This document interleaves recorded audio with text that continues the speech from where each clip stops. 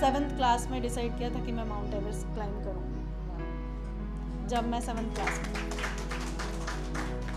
मैंने बुक में पढ़ा कि हमारी विजेंद्री पाल मैम हमारी इंडिया की फ़र्स्ट वुमेन है जिन्होंने माउंट एवरेस्ट क्लाइंब किया है।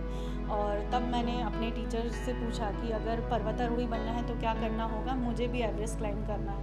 तो उन्होंने हंस के टाल दिया कि अरे ये बहुत टफ काम है, ये हर किसी के बस की बात नहीं है। तो वो जो उन्होंने बोला कि बस की बात नहीं है, तो वो मेरे दिमाग में रहेगी कि क्यों नहीं बस की बात है, तो मैं इसको ज़रूर करूँगी। लेकिन तामिया एक बहुत ही छोटी जगह, अभी तो काफ़ी डेवलपमेंट हो गया, लेकिन सोच और गाइडेंस सबकी कमी थी और नहीं पता था कि मुझे तो उस टाइम पे माउंटेनिंग का एम भी नहीं पता था कि कैसे क्या होता है। लेकिन हाँ, जैसे बच्चे सोच लेते ना कि बड़े होकर मुझे ये बनना है, तो मैंने ये सोचा था बड़े होकर मेरे को माउंटेनियर बनना है। और एजुकेशन चलता रहा। और लेकिन जब मेरे घर में गाय भैंस हुआ करती थी उस टाइम पे, और मेरा स्कूल से आने के बाद ये काम होता था कि मैं उनको घर वापस लेकर आऊँ, जहाँ पर भी हो, जंगल में है, कहाँ पर है, बस लेके आना है। और सारे जितने भी बाहर के काम होते थे वो मेरे ही जिम्मे होते थे पिसाने जाना है, मतलब एवरीथिंग जो भी बाहर का काम है वो मेरा है। तो मैं जब जंगल जाती थी, तो आप लोग शायद तामिया आए हों, बहुत सुंदर जगह है। तो वो जो पहाड़ में चढ़ती थी वहाँ के, तो तब मैं अपने आप को एक माउंटेनियर मानने लगी थी कि मैं एक पर्वतारोही हूँ और मैं ये पहाड़ चढ़ रही हूँ। तो ऐसे करके मेरा प्रेम उनसे बढ़ते गया। फिर स्कूल क्लास, लेकिन मैं आपको ये कि जब आप किसी चीज़ को सोच लेते हैं पॉजिटिव वे में, तो कहीं ना कहीं नेचर भी आपकी हेल्प करता है उस चीज़ को क्रिएट करने में। और ये मैंने खुद ने फील किया। और मैंने कोर्स फिर बेसिक के बाद एडवांस माउंटेनिंग कोर्स किया। फिर एवरेस्ट तो दिमाग में चल ही रहा था और सारी चीज़ें पता भी चल रही थी कि कैसे कैसे होती है। फिर जो मेरा सेकंड एक्सपीडिशन था, मतलब फर्स्ट एक्सपीडिशन सेकंड कोर्स, तो मैंने पहली जो पीक क्लाइंब करी, किसी टॉप पर पहुंची, वो गढ़वाल हिमालय की DKD सेकंड, जिसका भी बताया आप लोगों ने, वो पीक मैंने, वो 5670 मीटर की वो पीक थी। वो मेरी लाइफ की पहली ऐसी पीक थी जिसके टॉप पर मैं पहुंची थी।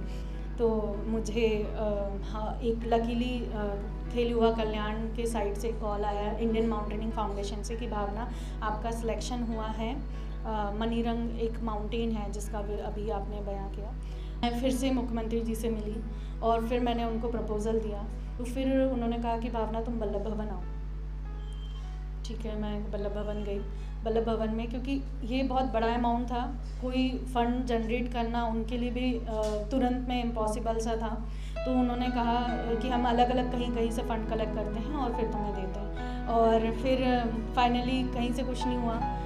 फिर CS से मिली, चीफ सेक्रेटरी। उनने फिर खेल युवा कल्याण को फ़ोन किया और उन्होंने कहा कि पॉलिसी बनानी पड़ेगी क्योंकि कोई फ़ंड नहीं हो पा रहा। और मुख्यमंत्री जी बहुत ज़्यादा इंटरेस्टेड हो चुके थे उस टाइम पे। माननीय कमलनाथ जी थे पूर्व मुख्यमंत्री, मैं उनको दिल से धन्यवाद देती हूँ। तो वो बहुत ज़्यादा इंटरेस्टेड हो चुके थे तब तक कि नहीं, इस बच्ची की हमको मदद करना है। तो CS सर ने एक पॉलिसी बनाई जिसमें अब वो पॉलिसी है कि अगर मध्य प्रदेश का कोई भी पर्वतारोही माउंट एवरेस्ट जाना चाहेगा तो उसे गवर्नमेंट के साइड से 15 लाख की मदद होगी। और हम सब लूकला एक जगह है वहाँ पर पहुँचे। लूकला से क्लाइंबिंग करना स्टार्ट करते हैं एवरेस्ट की, नेपाल में। लूकला से गांव है, जैसे हम किसी पहाड़ में जाते हैं तो इवन एवरेस्ट बेस कैंप तक के नीचे तक गांव ही गांव है। गोरक्षेत्र उसका लास्ट गांव है। तो ऐसे एक गांव, 2 गांव ऐसे क्रॉस करके हम लोग ऊपर चढ़ना चालू किया। हमारे पास पूरा सामान है। 6 दिन हमको बेस कैंप पहुंचने में लगे। और बेस कैंप को हम सेफ जोन बोलते हैं क्योंकि वो बेस कैंप है, लेकिन वहाँ पर भी -7 का टेम्परेचर होता है। बेस कैंप में 2 दिन रेस्ट किया, फिर एक और माउंटेन क्लाइंब किया, फिर वापस आए। तो 2 महीने ये क्यों लगते, सिर्फ किसी भी माउंटेन में चढ़ने के लिए ऐसा नहीं है कि एक साथ चढ़ जाते हैं। किसी भी चीज़ को अजीब ऐसे नहीं तुरंत मिल जाएगा, तो वो बॉडी एक्लिमेटाइजेशन के लिए रोटेशन करने होते हैं। पहले ऊपर जाते हैं फिर वापस नीचे आते हैं। तो बेस कैंप से एवरेस्ट में 4 और कैंप हैं, कैंप 1, 2, 3, 4, और फिर उसके बाद कैंप 4 से मिनिमम 14 आवर, मिनिमम, मैक्सिमम कुछ भी हो सकता है, 14 आवर लगते हैं कैंप 4 से टॉप पर पहुंचने में। और ये बाकी कैंप्स में पहुंचने का अलग अलग टाइम है। और रात में क्लाइंबिंग करना होता था। क्योंकि अगर दिन में क्लाइंब करेंगे तो आइस मेल्ट होगी, और जो बेस कैंप से कैंप 1 का जो रास्ता था आइसकुंबू फॉल ग्लेशियर बोलते हैं। फॉल ग्लेशियर इसलिए क्योंकि वो मेल्ट होके गिर रहा है, और वो एक ऐसे शेप में है, आप कभी गूगल करेंगे तो पता चलेगा, एकदम नदी जैसा वो, लेकिन आइस है वो, और बहुत बड़ी इतनी बिल्डिंग बराबर की आइस वॉलें हैं जिनको क्रॉस क्लाइंब करना रहता है, फिर उतरना, फिर चढ़ना, ऐसे करके, और वो गिरती भी होती है। तो हमको मैक्सिमम चीज़ें रात में साइलेंस में क्लाइंब करना रहता है। माइनस टेम्परेचर है, हम बर्नल जला नहीं सकते। जब बेस कैंप में होते तो वहाँ पर हम कुकिंग करते हैं, और मैं फुल वेजिटेरियन हूँ, मैं एग भी नहीं खाती हूँ, तो मेरे लिए बहुत ही मुश्किल टास्क था ये, क्योंकि बहुत सारे फॉरेनर्स थे, उनके लिए तो मैं दलिया और दाल चावल में मैंने बेस कैंप में अपने दिन गुजारे हैं। तो वहाँ पर वेदर अच्छा होना चाहिए। तो ये पूरे 2 महीने में सिर्फ 1 हफ्ते या 4-5 दिन ऐसे होते हैं जब आप टॉप पर जा सकते हो। तो उस अकॉर्डिंग मेरी जो डेट डिसाइड हुई वो 22, जो मेरी टीम थी, 22 मई को हम टॉप पर जाएंगे। तो उस अकॉर्डिंग हम बेस कैंप से निकले। 18 को कैंप 1 गए, 19 को कैंप 2 गए, और 20 को कैंप 3 गए। कैंप 3 से हमने ऑक्सीजन सिलेंडर यूज़ किया, और 3 के बाद एकदम ऐसी स्टीफ चढ़ाई आ जाती है, और एक ही रोप, फिक्स रोप होती है, फिक्स रोप बोलते हैं उसको, जिसमें हम एंकर रहते हैं, सब एक के पीछे क्लाइंब करते हैं। जुमार एक ऐसा इक्विपमेंट है जिसकी मदद से हम क्लाइंब करते हैं। तो वो हम रोप में फंसाते हैं और अपना बॉडी वेट पुल करके, और क्रैम्पॉन जो नुकीले नेल्स वाले जूते होते हैं, मतलब जूते नहीं होते, जूते में अलग से लगाने का होता है, वो कभी मैं बताऊंगी तो वो अलग से लगाने का होता है, उसकी मदद से हम बॉडी वेट को पुल करते हैं और आगे बढ़ते हैं। बालकनी में हम बैठे, और मैंने रेगुलेटर, मतलब पहले तो थोड़ा सा रेस्ट किया, फिर अपना रक्सक उतारा, और मैं अपना रेगुलेटर खोलने लगी दूसरे सिलेंडर में लगाने के लिए, क्योंकि अब हम कहीं रुक नहीं पाएंगे। तो वो जो सिलेंडर ख़त्म नहीं हुआ, लेकिन हाफ़ हो गया है वो, तो फुल वाले में पापा ने मुझसे कहा कि भावना अब हम ऊपर नहीं जा सकते, अब हमको नीचे जाना होगा। मेरे पास उसको आंसर मैं नहीं दे पाई उसको, मैं साइलेंट हो गई। मुझे वो पूरे 4 साल मेरे दिमाग में, मेरे आँखों के सामने मूव करने लगे, और मेरे आँख से आंसू बह रहे थे जो जम रहे थे, क्योंकि माइनस टेम्परेचर में हूँ। मैं ऐसे करके अपने आंसू निकाल रही, और मुझे कुछ समझ नहीं आ रहा कि मैं क्या करूँगी। मैंने बेस कैंप में कांटेक्ट करना चाहा, लेकिन वेदर सही नहीं था, तो बेस कैंप से कोई कांटेक्ट नहीं हो पाया।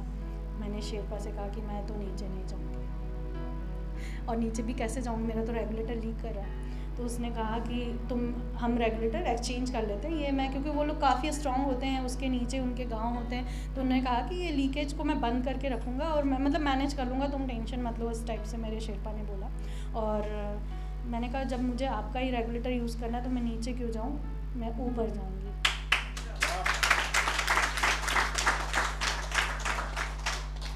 मैंने रेगुलेटर लिया उससे, मैं क्लाइंब करना चालू। बहुत सारे लोग आगे जा चुके थे, मेरी टीम का तो कोई भी मेरे साथ नहीं था, और कुछ लोग बहुत पीछे थे। उस जगह पर मैं एकदम अकेली थी, और मैं धीरे धीरे क्लाइंब कर रही थी, और मेरे पास ऑक्सीजन बहुत कम थी। तो मैंने, जब हम क्लाइंब करते हैं तो 3 और 4 का प्रेशर रखते हैं ऑक्सीजन का, मैंने उसको 2 पे कर दिया, क्योंकि मेरे पास अब ऑक्सीजन बहुत कम है।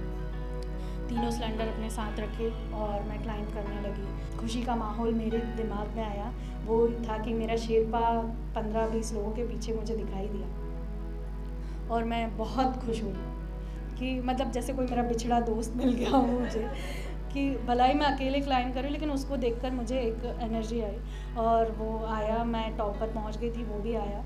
फिर मैंने सबसे पहले तो जय बजरंगबली बोली, मैं बहुत बड़ी भक्त हूँ बजरंगबली की तो मैंने उनको थैंक यू बोला, और इंडिया फ्लैग निकाला, और जब उसको वहाँ पर, तो एक अलग ही एनर्जी आती है इंडिया फ्लैग में, मुझे नहीं लगता बाकी देश को ऐसा लगता है तो इंडिया फ्लैग निकाला, और फिर उसके साथ फ़ोटो क्लिक कराई। मैं एक मध्य प्रदेश का लोगो वाला, जो बनियन ट्री वाला लोगो है, वो मैं लेके गई थी उसके साथ। लेकिन मैं इतने दिन से सिर्फ इसी चीज़ में परेशान थी कि मैं अपने छिंदवाड़ा का नाम वहाँ कैसे लेके जाऊँ, तामिया का नाम, कि मतलब ऐसा क्या करूँ जो मतलब वो हो जाए। तो ये जो वेदर चार्ट होता था हमारे बेस कैंप में, डेली उस पर वेदर रिपोर्ट डलती थी कि आज इतनी विंड है, आज ऐसा है वैसा है। तो लास्ट में जब हम मूव कर रहे थे तो वो वेदर चार्ट मैंने ले लिया और मार्कर, और मैंने फिर बेस कैंप में ऐसे लिख लिया था, तामिया छिंदवाड़ा 2019। और वो उसको मैं लेकर टॉप पर गई कि ये मैंने अपने छिंदवाड़ा को आज एवरेस्ट पे पहुंचा दिया। बिल्कुल, मैं एक पर्वतारोही हूँ और मैं केकेएफ को तब मतलब दीदी से मेरी सुधांशु जी जो हैं कीर्ति मैम, उनसे बात होती रहती हैं। वो बहुत ही ज़्यादा डेडिकेट हैं इसको लेकर और केकेएफ बहुत अच्छे कार्य कर रहा है, सामाजिक कार्य कर रहा है। वो हर किसी की मदद करने के लिए आगे और सबसे पहले उसका टारगेट सिर्फ छिंदवाड़ा है। ये सोचकर मैं बहुत खुश होती हूँ क्योंकि छिंदवाड़ा के लिए, जैसे मैं एक बहुत छोटे से गाँव से निकली, अगर ऐसी संस्था उस टाइम पर होती तो शायद मेरा अचीवमेंट है बहुत जल्दी हो जाता। लेकिन अब मैं जो अचीवर्स हैं या जो भी स्ट्रगल करने वाले बच्चे हैं, वो अगर ऐसे फाउंडेशन से जुड़ेंगे, केकेएफ ज़रूर उनकी मदद करेगा क्योंकि उसके जो पॉलिसी है वो यही है कि उसे समाज सेवा करना है। तो मैं इस व्यू से देखती हूँ कि आगे की जनरेशन को एक बहुत बड़ा प्लेटफॉर्म मिल रहा है कीर्ति फाउंडेशन के थ्रू, और दीदी को भी मैं मुझसे जो भी मदद हो पाएगी मैं ज़रूर करूँगी। केकेएफ के साथ हूँ मैं हमेशा।